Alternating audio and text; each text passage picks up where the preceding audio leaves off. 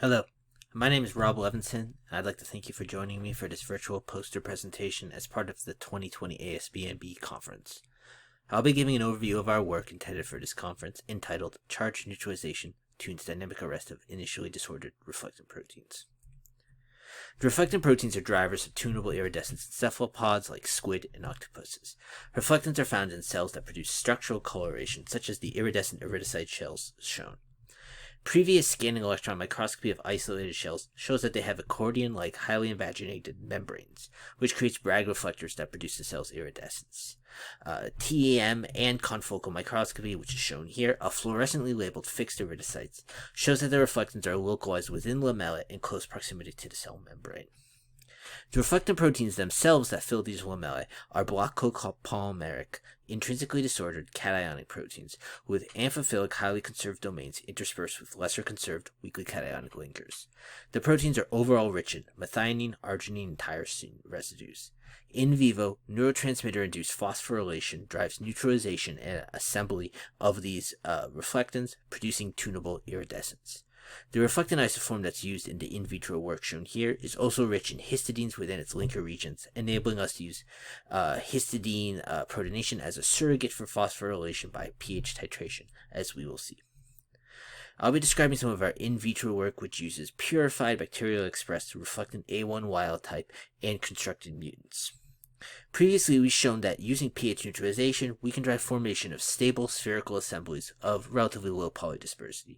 Using wild-type reflectin A1 and a library of engineered mutants, we have shown in recently published work that the sizes of these spherical assemblies can be uniformly predicted for both wild-type and the mutant proteins by calculation of the linear net charge density of the protein sequence under any particularly chosen pH condition.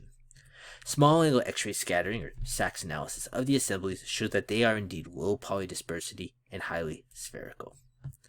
The ability to form assemblies of tunable and predictable size, as we just saw, is enabled by dynamic arrest of assembly growth. In the experiment shown here, aliquots of monomeric reflectin A1 are added to a buffer that pH neutralizes the protein and drives assembly. Dynamic light scattering suggests that each aliquot of added monomer assembles separately, giving rise to new particles of the same size and leading to a linear increase of the overall signal intensity of the sample. Particles do not seem to undergo fusion or substantial growth under these low ionic strength conditions. In addition to pH neutralization, as shown, we can also induce assembly by increasing the ionic strength of the medium. The salt concentration threshold for assembly is pH dependent, with higher salt concentrations being required at lower pH, consistent with a greater amount of coulombic repulsion being present at lower pH compared to higher pH. At salt concentrations exceeding the threshold necessary for assembly at any given pH, particle sizes progressively increase with the salt concentration of the solution they are diluted into, similar to the pH particle size relationship. TEM confirms that these salt-induced assemblies are spherical, and comparison of sodium chloride and calcium chloride salts suggests that it's the anion, not cation concentration, that's the essential factor, consistent with the role of the anions in screening coulombic repulsion. We have also found that the chaotropic denaturant urea tunes the salt concentration threshold for assembly in a urea concentration-dependent manner. Urea acts by presumably stabilizing the unstructured monomeric state of the protein, thus requiring progressively greater salt concentrations to cross that assembly threshold. The use of salt and urea to respectively drive and inhibit assembly contribute additional means to control assembly to those that have been previously characterized. While in vivo it is phosphorylation that drives assembly, this method is challenging to precisely control in vitro. In vitro, the ability to tune the conditions and the means of highly cooperative reflectin assembly suggests that these proteins potentially offer a flexible platform for engineering reversible protein assembly that is responsive to a multitude of triggers.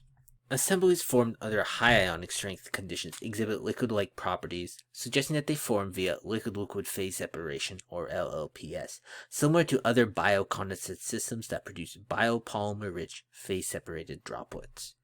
TEM analysis of drop-casted large reflectin assemblies suggests that they are deformable and soft. Confocal microscopy of fluorescently labeled reflectin A1 under high ionic strength and low pH conditions shows that the condensates in proximity undergo fusion, and that droplets exhibit fluorescence recovery after photobleaching or frap.